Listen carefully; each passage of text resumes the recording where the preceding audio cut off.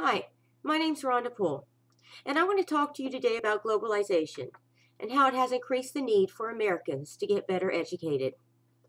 The United States has held its position as the strongest economy in the world for quite some time, but are we slipping?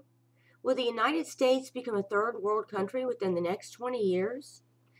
Paul Craig Roberts, a former Reagan administration Treasury official and supply-side economist, thinks so, at least without any serious changes. Recently, the United States has had the highest levels of unemployment in the last 3 decades, and it's only improving gradually. The labor force has changed, and an alarming American skill deficit has developed. We are now in a knowledge industry era, and the United States needs to revamp its entire education system.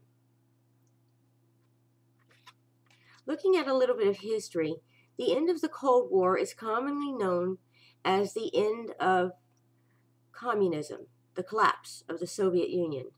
But the end of the Cold War is also a beginning of something known today called the globalization. On January 1st, 1994, the United States, Canada, and Mexico signed a treaty called the North American Free Trade Agreement. This opened the door for foreign direct investment and increased the opportunity for companies to relocate jobs to lower wage countries. This agreement was disputed by AFL-CIO unions throughout the nation because citizens did not have any input. They felt labor rights were being undermined, and they predicted future job losses, the job losses that we're seeing materialize today.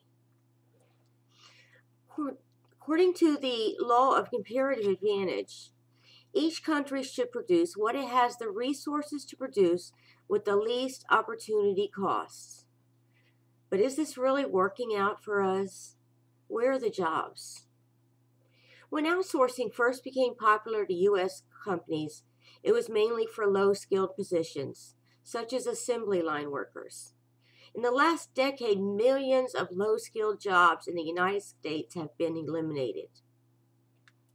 Now, let me be fair and note that increases in technology for automation have also devoured many low-skilled positions. For example, the auto voice response system. I'm sure you all know this. Anytime you call a company, before you get to talk to a person, you're going to talk to a computer.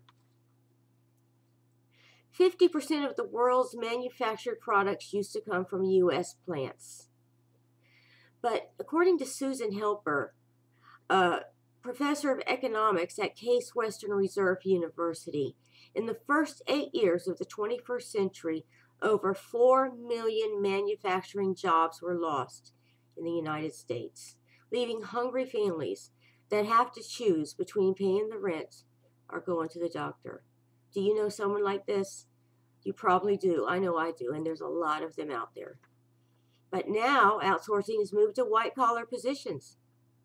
Doctors in India and Australia are reading CAT scans from U.S. hospitals. United States tax returns are being prepared electronically in India. Nobody's safe. No positions are safe. Looking at education, in the 1950s, a man with a high school diploma could get a job that would afford him a home, 1 or 2 cars, and the ability to raise a family with a stay-at-home mom. Times were good. In the 1950s, manufacturing was at its peak. The economy was booming, and everyone was making money. But those are used-to-bes. The tough job market today is based on information and technology. In order to survive, you must not only have a college education, but you must be willing to continuously build on that foundation through constant training and learning new skills, technologies, and procedures. A 1998 study by the Organization for Economic Cooperation and Development ranked the United States second to last in developed nations for teaching science.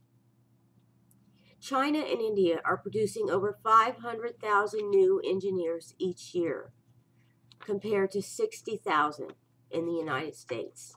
we're falling behind. What can we do? What should we do, you ask?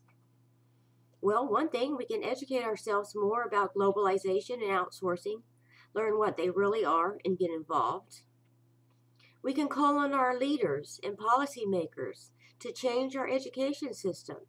Write to your congressional representatives, senators, and even the president. And as we graduate and become leaders, educators, and decision makers, we can push for change. And last but not least, we can encourage our children and families to pursue advanced educations and to go into fields that desperately need filling by U.S. workers. Let's do this together, because united we stand, divided we fall. Thank you.